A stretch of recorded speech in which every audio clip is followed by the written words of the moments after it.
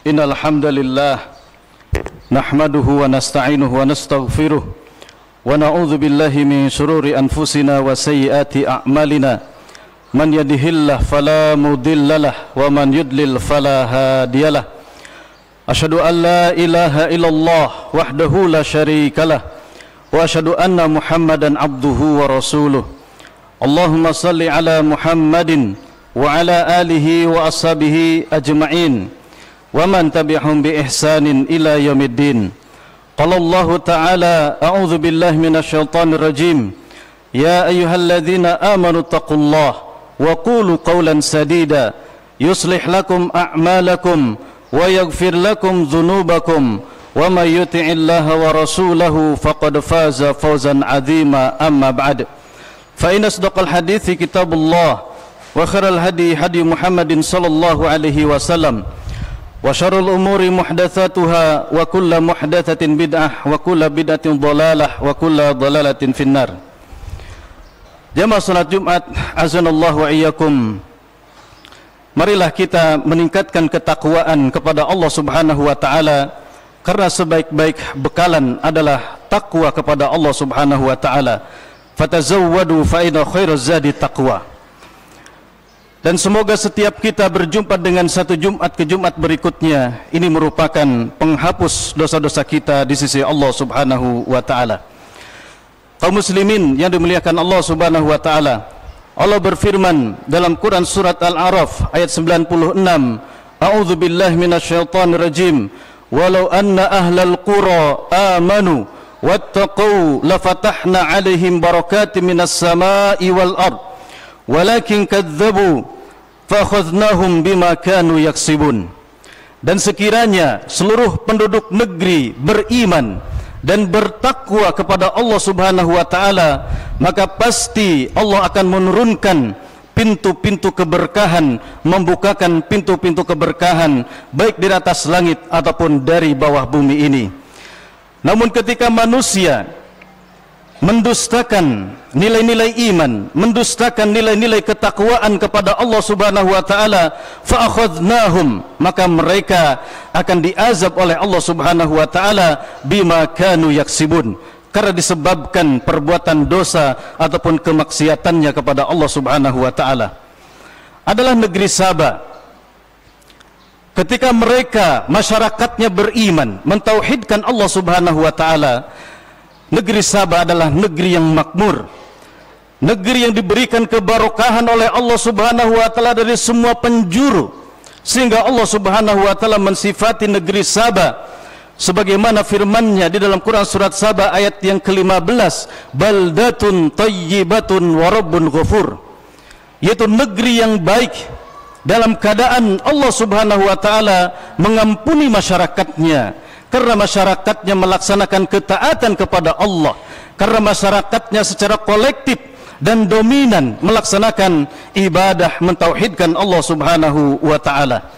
Imam Al-Qurtubi rahimahullah di dalam tafsirnya menjelaskan, ketika masyarakat Saba ingin memanen kebun-kebun mereka, mereka hanya cukup menyimpan wadah-wadah di atas kepala mereka. Kemudian ketika keluar dari kebun-kebun tersebut, wadah tersebut sudah dalam keadaan penuh dengan hasil panen mereka.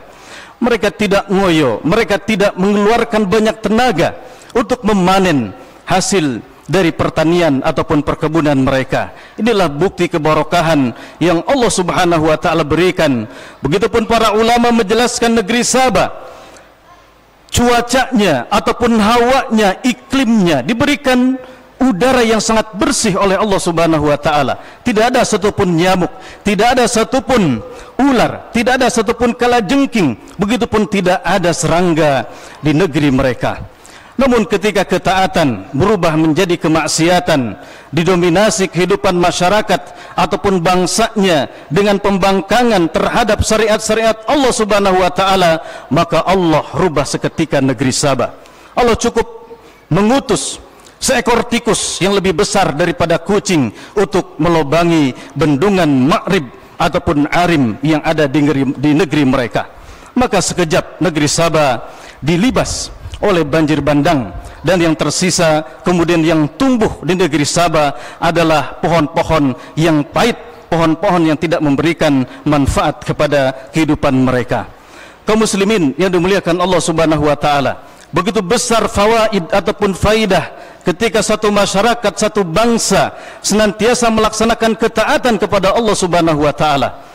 Di antara faidah ketaatan yang Allah Subhanahu wa taala akan berikan kepada masyarakat ataupun bangsa yang senantiasa taat kepada Allah Subhanahu wa taala, yang pertama, Allahu yansurul mu'minina ala a'daihim. Maka Allah Subhanahu wa taala akan menolong orang-orang beriman dari musuh-musuh mereka. Sebagaimana Rasulullah sallallahu alaihi wasallam dan kaum muslimin ketika peperangan Badar diberikan pertolongan oleh Allah Subhanahu wa taala, sebagaimana firman Allah dalam Quran surat Ali Imran ayat 123, A'udzubillahi minasyaitonir rajim. Walaqad nasarakumullahu bi Badrin, dan sungguh Allah telah menolong kalian ketika pada peperangan Badar, wa antum adillatun, sedangkan kalian dalam keadaan lemah, sedangkan kalian dalam keadaan kekurangan. Fattaqullaha la'allakum tashkurun, maka bertakwalah kalian semuanya kepada Allah Subhanahu wa taala, semoga menjadi hamba yang bersyukur kepada Allah Subhanahu wa taala. Begitupun Rasulullah sallallahu alaihi wasallam dan kaum muslimin setelah peperangan Badar diselamatkan oleh Allah Subhanahu wa taala dari kelicikan, dari pengkhianatan bangsa Yahudi Bani Nadir, sampai Allah Subhanahu wa taala menurunkan satu surat, yaitu surat Al-Hasyr, yang berbicara bagaimana cara mengalahkan bangsa Yahudi dan bagaimana diceritakan pengusiran Yahudi yang pertama kali dari Jazirah Arab, yaitu oleh Rasulullah sallallahu alaihi wasallam. Allah Subhanahu wa taala berfirman dalam Quran surat Al-Hasyr ayat yang kedua, A'udzubillahi minasyaitonir rajim. Huwallazi akhrajal ladzina kafaru min ahlil kitabi min diyarihim. Dialah Allah Subhanahu wa taala yang telah mengeluarkan orang-orang kafir dari ahli kitab, yaitu bangsa Yahudi Bani Nadir, dari kampung-kampung mereka dalam keadaan hina, dalam keadaan mereka tidak membawa apapun, karena memang sifat mereka ini adalah kesalahan daripada tangan mereka sendiri, yang senantiasa mereka tidak mengindahkan perjanjian antara mereka dengan kaum muslimin, dengan Rasulullah sallallahu alaihi wasallam. Padahal kehidupan mereka dijamin, dijaga oleh kaum muslimin, akan tetapi mereka tetap menyimpan permusuhan, akan tetapi mereka tetap menyimpan iri dengki kepada kaum muslimin. Maka sudah menjadi ketetapan Allah Subhanahu wa taala, mereka pun baik sejak dahulu ataupun ketika di zaman Nabi, di zaman Umar bin Khattab radhiyallahu an, bangsa Yahudi adalah bangsa yang terusir dan mendapatkan kehinaan di sisi Allah Subhanahu wa taala. Kaum muslimin yang dimuliakan Allah Subhanahu wa taala, padahal kaum muslimin ketika berada di Madinah, ketika melihat benteng-benteng yang kokoh Bani Nadir, mereka tidak percaya bisa mengalahkan orang-orang Yahudi.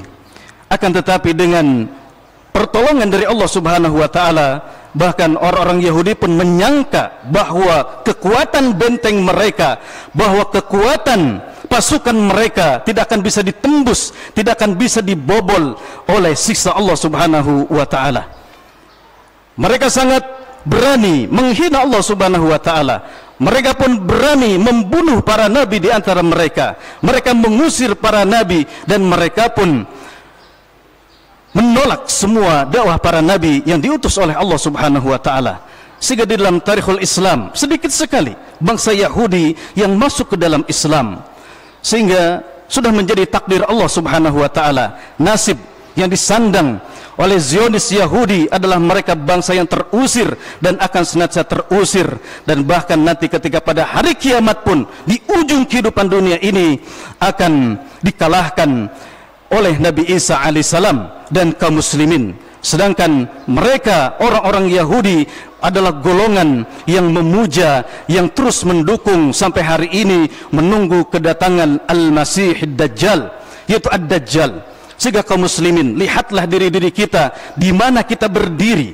Apakah kita menjadi pembela-pembela Yahudi, pembela-pembela Zionis, yang nanti pada ujungnya para pembela Yahudi akan menjadi pengikut Al-Masih Ad-Dajjal, Semoga Allah menjaga diri kita kaum muslimin dan Allah memberikan kemenangan. Aqulu qali hadza astaghfirullah li wa lakum wa lisaril muslimin fastaghfiruh innahu huwal ghafurur rahim.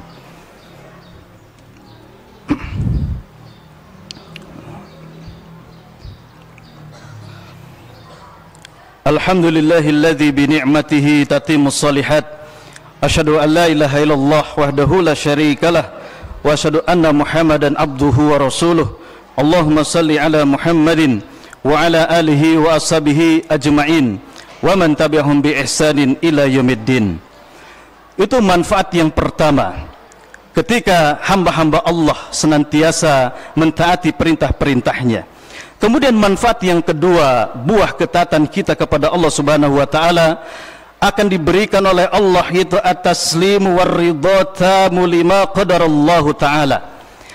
Ketika orang-orang yang beriman yang sudah terlatih ketaatannya kepada Allah Subhanahu wa taala, manakala datang ujian, manakala datang kesusahan di dalam kehidupannya, maka akan diberikan sifat cepat ridha, cepat menerima keputusan-keputusan dari Allah Subhanahu wa taala, karena telah terlatih dengan ketaatan kepada Allah, dilatih melaksanakan salat 5 waktu, dilatih dengan amalan-amalan puasa, dilatih dengan infak dan sedekah, semua kewajiban-kewajiban Allah Subhanahu wa taala, dan ini akan menolong seorang hamba ketika dia mendapatkan ujian ataupun musibah ketika datang menghampiri kehidupannya.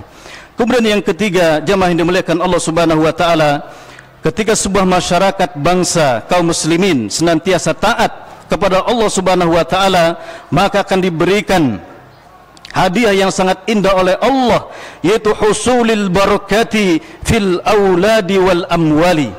Allah akan menurunkan, memberikan keberkahan baik di dalam keluarganya, untuk putra-putrinya, keturunannya, harta-hartanya, usianya, amalnya, rumahnya, dan segala sesuatu dalam kehidupannya akan diberikan keberkahan oleh Allah Subhanahu wa taala. Karena tidaklah ketaatan kepada Allah, maka hasilnya adalah kemudahan semua urusan kita. Namun ketika yang dilakukan oleh manusia, oleh kita semuanya adalah kemaksiatan ataupun dosa kepada Allah Subhanahu wa taala, maka tiadalah hasilnya melainkan kesulitan-kesulitan yang akan terus hadir di dalam kehidupan kita. Sebagai penutup, khatib akan menjelaskan, menyampaikan satu perkataan seorang ulama besar, seorang ilmuwan Islam yang dimiliki oleh kaum muslimin, yaitu Syekhul Islam. Beliau adalah gurunya Ibnul Qayyim Al-Jauziyah rahimahullah. Beliau mengatakan, man tadabbara ahwalal alam wajada kullas salahin. Ketika kita semuanya mengamati, ketika ada di setiap sudut kehidupan kita, itu dipenuhi dengan kebaikan-kebaikan, kebarokahan-kebarokahan, kesejahteraan oleh Allah Subhanahu wa taala. Fasababuhu, itu tidak berdiri sendiri, itu ada sebab dan akibatnya. Apa sebab yang pertama? Sebab yang pertama, ketika masyarakat dan bangsanya ta'atullahi, ketika memang benar-benar mentaati Allah Subhanahu wa taala, siap untuk diatur oleh nilai-nilai iman, oleh syariat-syariat iman, oleh syariat-syariat ketakwaan kepada Allah Subhanahu wa taala. Kemudian sebab yang kedua, ketika satu negeri dipenuhi setiap sudutnya dengan kebarokahan, kebaikan-kebaikan, wa ta'atu rasulihi sallallahu alaihi wasallam. Ketika bangsanya, ketika satu masyarakat mentaati Rasulullah sallallahu alaihi wasallam. Namun kebalikannya, kata beliau, wa kullu syarrin, ketika di setiap sudut di satu masyarakat, satu bangsa dipenuhi dengan keburukan-keburukan, datang satu keburukan akan disusul lagi dengan keburukan, dan tidak selesai-selesai keburukan itu. Permasalahan-permasalahan dihadapi oleh satu bangsa, maka itu pun tidak berdiri dengan sendirinya, ada sebabnya. Wa kullu syarrin wa fitnatin, semua fitnah yang menerpa kehidupan kaum muslimin, wa tasliti aduin, ketika kaum muslimin dikendalikan oleh musuh-musuhnya, kemudian datang saling susul menyusul bencana di dalam kehidupan sebuah bangsa, sebuah negeri. Sebab yang pertama, ketika masyarakat dan bangsanya mukhalafatur rasul, tidak melaksanakan perintah-perintah ataupun ajaran Rasul yang telah diutus di dalam kehidupan mereka. Kemudian sebab yang kedua adalah wada'watu ila ghairillahi, ketika masyarakat ataupun bangsa berdoanya ataupun memintanya bukan kepada Allah Subhanahu wa taala. Artinya kehidupan masyarakat ataupun bangsanya yaitu dipenuhi dengan kehidupan mempersekutukan ataupun amal-amal kesyirikan kepada Allah Subhanahu wa taala. Innallaha wa malaikatahu yusholluna 'alan nabi ya ayyuhalladzina amanu shallu 'alaihi wa sallimu taslima. Allahumma salli ala Muhammadin wa ala alihi wa ashabihi ajma'in. Alhamdulillahi rabbil alamin. Allahumma ighfir lil muslimin wal muslimat, mu'minin wal mu'minat, al ahya'i minhum wal amwat, innaka sami'un qaribun mujibud da'wat ya rabbal alamin. Allahumma ansur ikhwanal muslimina fi Filistin. Allahumma ansur ikhwanal muslimina fi Filistin. Allahumma ansur muslimina fi Filistin. Allahumma ansurhum fi Gaza. Allahumma ansurhum fi Gaza. Allahumma kun lahum mu'ina wa nasira wa mu'ayyida wa dhahira. Allahumma ahlikil kufara wal yahuda wal musyrikin. Allahumma harril masjidal aqsa minal yahudil ghasibin. Allahumma ansuril mujahidina fi Filistin. Allahumma saddid ramyahum wa thabbit aqdamahum wajma' 'alal haqqi kalimatahum wansurhum 'ala aduwwihim ya dzal jalali wal ikram. Allahumma 'inna 'ala dzikrika wa syukrika wa husni ibadatik. Allahumma rabbana atina fid dunya hasanah wa fil akhirati hasanah wa qina adzabannar. Wa sallallahu ala sayyidina Muhammadin walhamdulillahi rabbil alamin.